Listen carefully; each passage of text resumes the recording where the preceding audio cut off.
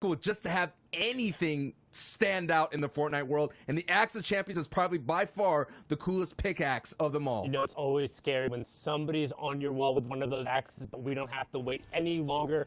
Game 1 underway. Don't forget, if you were watching over the course of this season, the format for the heats is the same for the round 3. We'll have 6 matches today, then we'll go on a little bit of a break, then we'll have 6 matches for NA East, and then tomorrow we will be back with the second half of those same matches. So 12 games for these teams, and what's on the line? Everyone's looking for that top 8 spot, a ticket to the dance in the grand finals, that opportunity to walk away. And right now, Sancho, we get a look at that overhead map, and it seems like we get a decent amount of spread. I'm only seeing 1 contestant right now. Yeah, and that's going to be the story. And it's interesting. We've seen throughout the entire qualifiers the contention you've seen in sweaty sands for the first time. That's usually carefree. But now we're in a carefree land here of Doom's Domain. Chill vibes here. Benji vibing out. Savage vibing out, and Lechi vibing out. That's a much different vibe than they're used to before. We saw the boxing matches that went on time and time again, but now Dooms is completely uncontested, and Savage and formerly Atlantis, Lechi, you can see Atlantis actually shutting down operations. Big loss for the EU scene going on there. Lechi now still repping till the end as they're going to continue to try and push forward and establish themselves as the top trio that they are. And one thing I want to talk about, and part of the reason why we're watching this heat as 4 other heats are going on, and these guys are good representation of that group. We have 12 World Cup participants in this group, 3 previous FNCS winners, 1 DreamHack winner, and over 2.2 million earned in tournament earnings out of these 3, or not out of these 3, in this heat combined. So this heat is absolutely star-studded and packed with talent. I gotta say this is definitely the nightmare before grands right here, right now. If you're the other trios and you just heard that resume, that Rolodex of superstars in your heat, you're gonna have to wipe the sweat up your brow, because that is the intensity that we're talking about here in day 1 of heats. And this is my pick right here, right now, Sundown. I drop Vettel, Stursix. Yes, these are not common household names, so to speak, but I really like the performance in week 1, the week 1 of qualifiers. They could have stood out to me. They did really well on the low ground. As you see, Mongrel, Flick, iDrop, Lynx Trios won 12 of their 36 games in qualifiers. So not only that we have the resume, the Rolodex, the medal, but we also have the actions. And this is what you're seeing right here, right now. And let me kind of reset and tell you why I like iDrop, Vettel, and Stursix. Now, there are some concerns, though. The main concerns would be that the last time they made an appearance in qualifiers, they were dropping all over the place. The success that they found in qualifiers week 1 was definitely found in Lazy Lake. Fortunately, they got pushed out of that area, and now they're in different spots here. And that's going to be my concern, Sundown.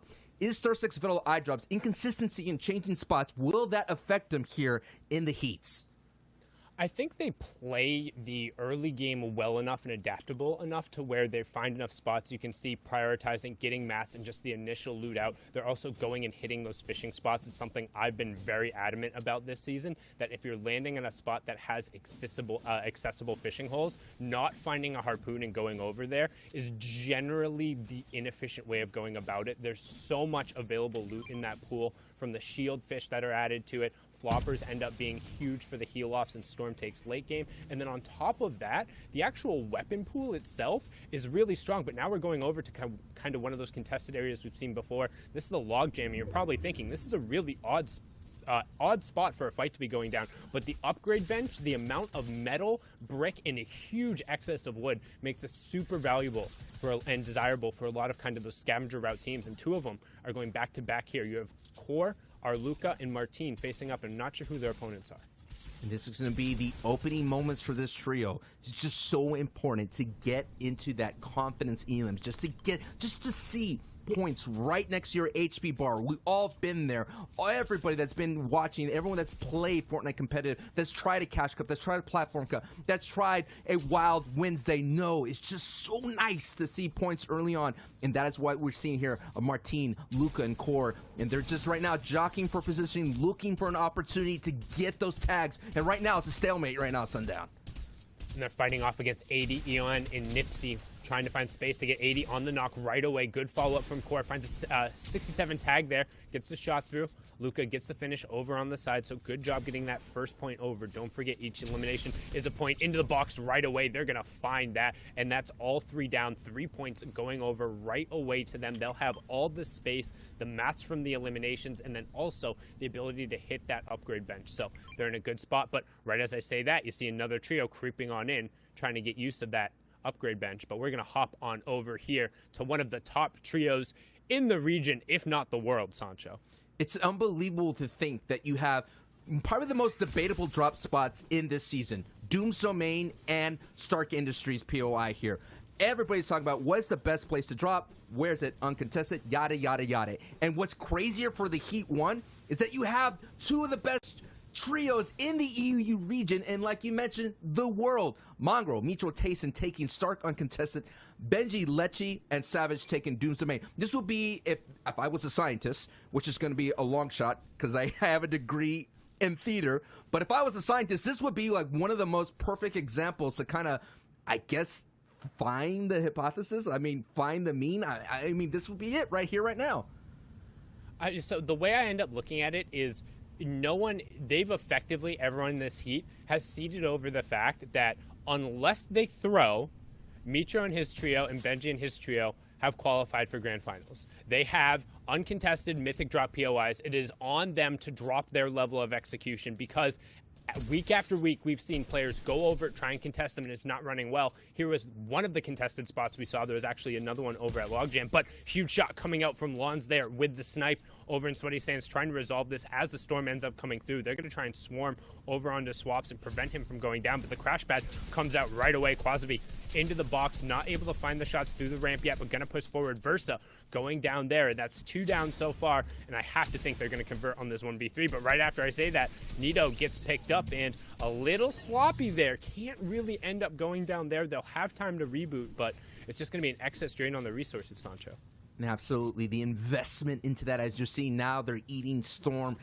If you're going to have somebody land in your POI, you're going to have to wrap that up so quickly. Wrap it up, be as fast as possible, because you're going to have to beeline your way into the safe zone. And that is the dangers of having these outer outskirts POIs. We saw a couple here already at Logjam a little bit, having those rotations. And if this is your first time watching Fortnite competitive, these competitors will always end up fighting each other. They will always cross paths because they're always going to get into the same rotation.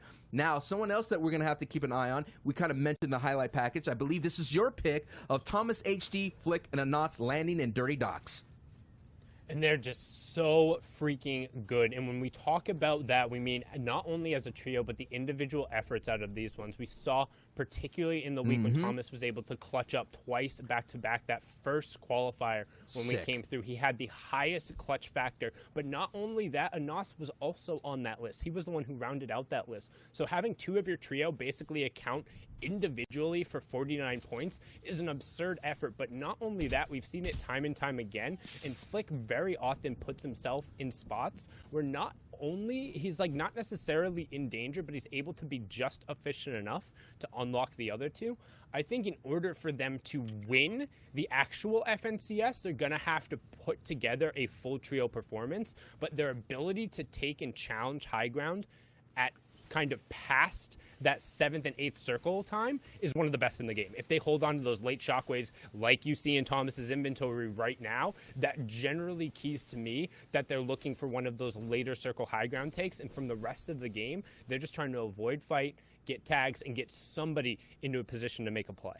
So now we kind of took a look at all the big names in the lobby, but there's still other, I hate using tiers, but this is another strong team as well. A strong trio that has a dominant position on the map.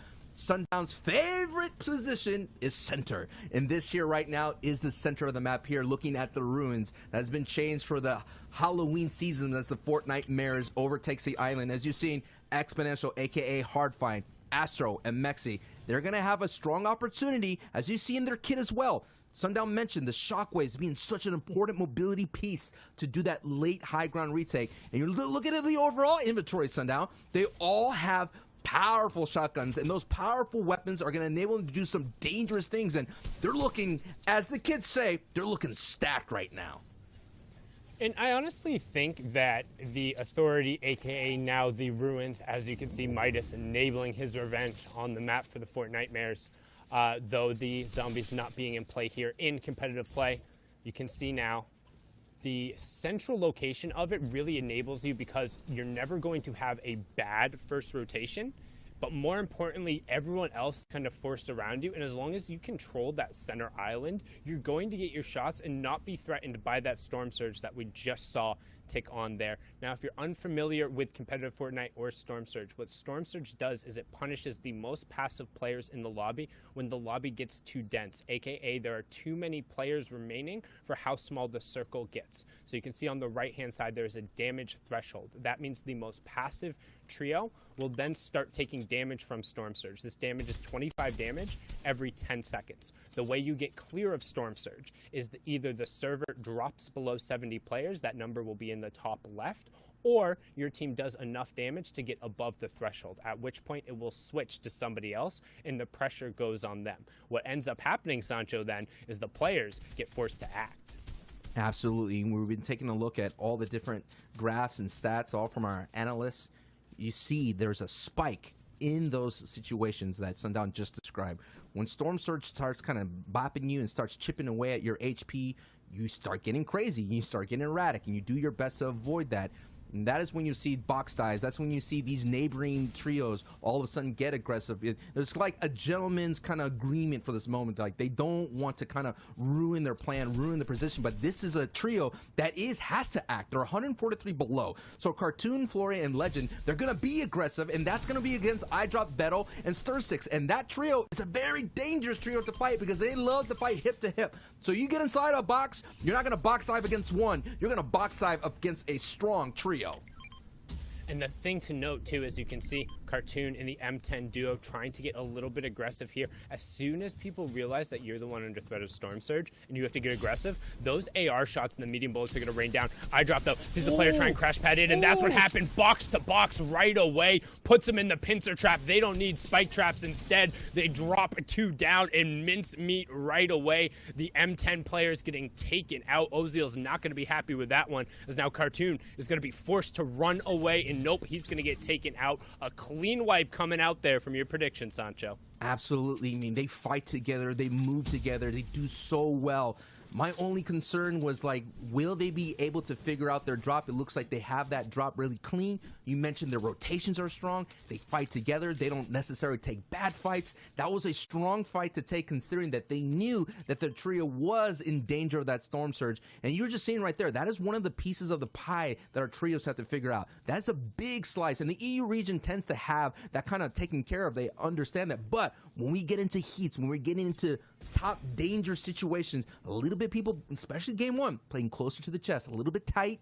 They just got to loosen up and understand they're here for a reason. They're talking about the top 0.10111% of the world competing right here, and it's all happening simultaneously in all the different heats, and we have the pleasure of casting this one right here. I just love Heat 1. It's just filled with so many vast storylines, and I can't wait to see how it all shakes out at the end of the day.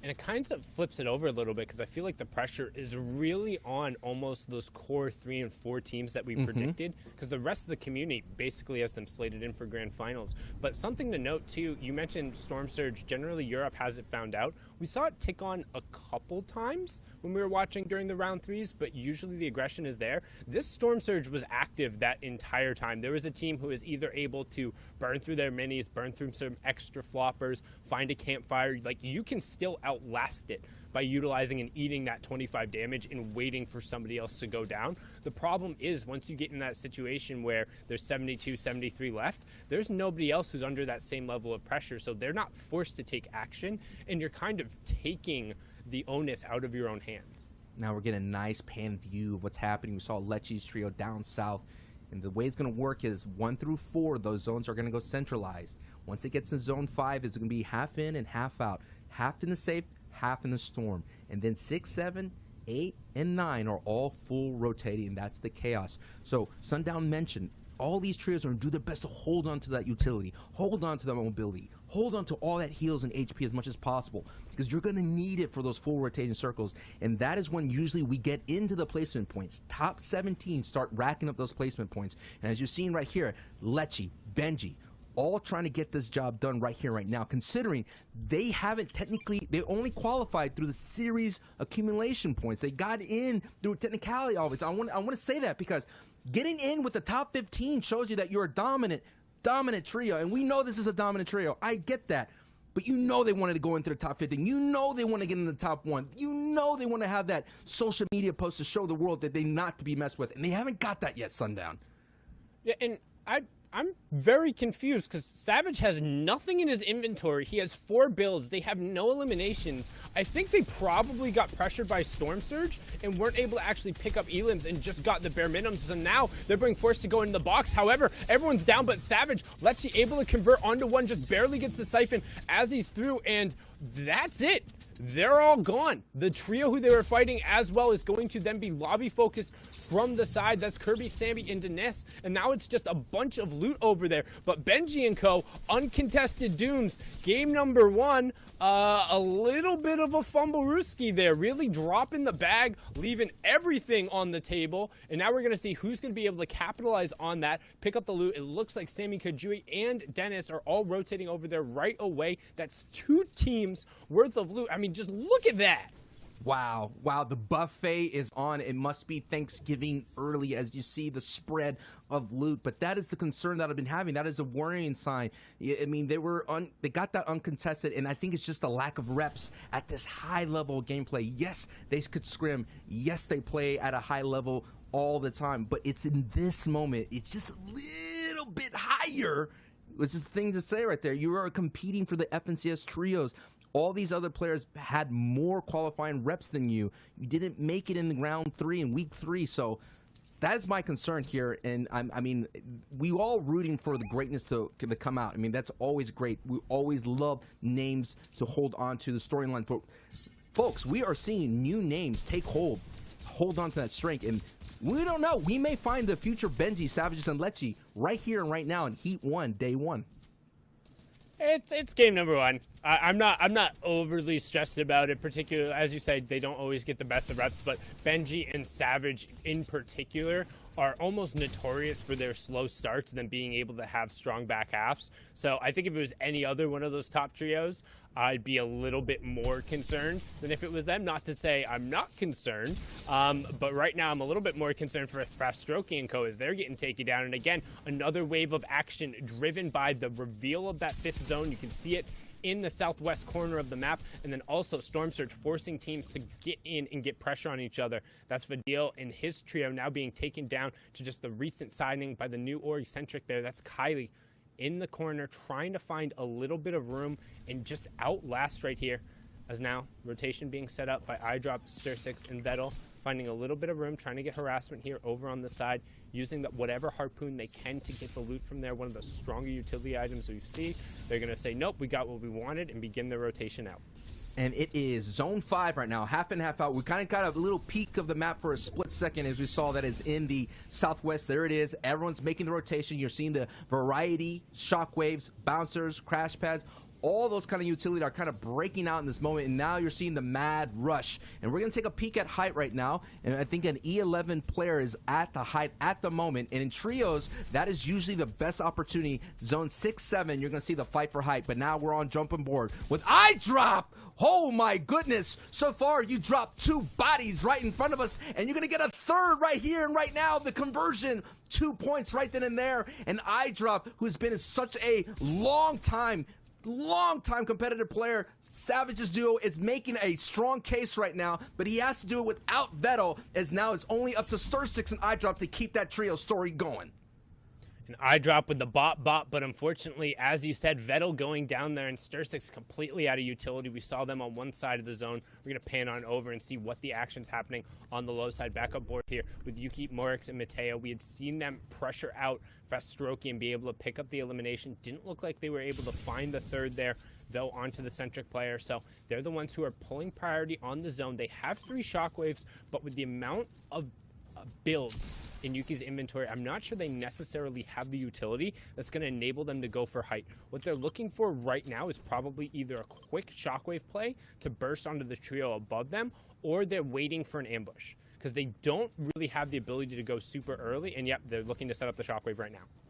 here he goes, and you're seeing all the other names. Seventor, who literally just got in, I believe, the last top 15 in the last qualifier, week 3. And now here's the rotation. These are the dangerous parts of the trios. It's a little bit messy, especially when you have to throw a bear shockwave into the corner. And now Yuki and Mateo and Morix have to find a way together. Yes, there it is, that magnetizing force, the love of the trios to bring them all together, Sundown.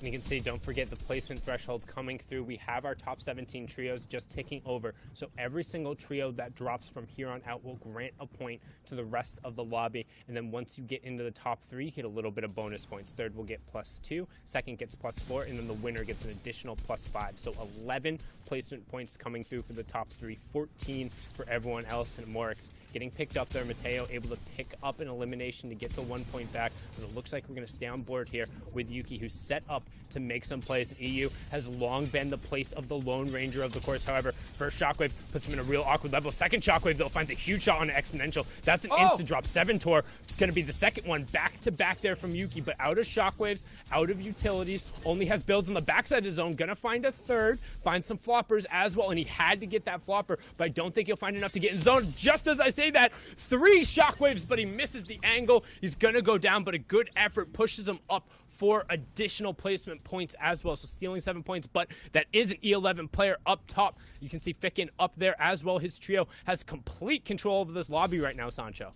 Absolutely, and you're seeing the chaos down below as it's all getting unfolded right in front of us at the moment. It is a battle between mid-ground and low ground at the moment, but Thomas and Anas are trying their best at holding on the ultimate low as Flick has been confirmed. So out he goes. So it's going to be a duo rest of the ride here as Thomas is really down to the HP, down to the sliver, but this is where you could rack up so many elims. But we've seen this as well, Sundown. When a trio gets separated, it just becomes a solo show, and now they kind of converge all together. But Thomas had it down previously, and he was waiting for the siphon to come out. Crash pad off the side from Anas. We've talked about this trio and their clutch factor coming through. These are the two who generally clutch. And right away, Anas finds a huge one on the edge, and now they have priority zone. They also have medkits, which means they're going to be able to play this late game scenario better than pretty much anybody who has less than 2 floppers. So right now, you can see racking up the elims as well. It's what they do best, already pushing forward to 9. However, Flixie and co. completely uncontested up on the high ground, just raining down shots as we push in. Top 6 now going on as Tayson finally ticks over. And Mongrel is still alive, but Mongrel is battling it out in the mid-ground, picks up multiple elims. Mongrel is popping off. And Nas Thomas on the low, trying to navigate the elevation that is iDrop picking elims. But it is a story on height right now. Yes, on height wins the games, but so many points are being racked up by iDrop. Mongrel making a play for height all by himself. Oh my goodness, Mongrel gets a good tag. We're jumping back down to Nas and Thomas right now. Looking really good, looking really healthy. They have the material as iDrop finally drops Mongrel in the elim feed, but they could do it, Sundown. And Nas and Thomas, it looks like they're doing it. They have the momentum. It's a 3v2v1, and the thing is, the people on height were up there for so long. They have to be out of builds. They had the priority low ground. This is the med kit I was talking about. Anas already had 3 damage. He's going to start popping it right now, which means Thomas is going to be let loose to try and find the eliminations. You can see Anas in the storm.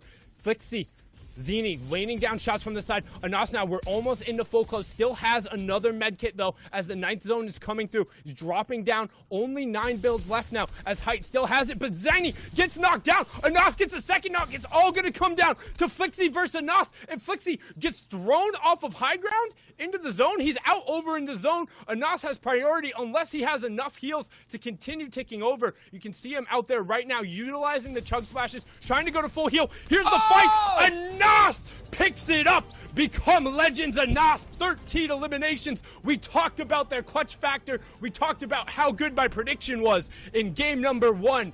38 points coming through. That was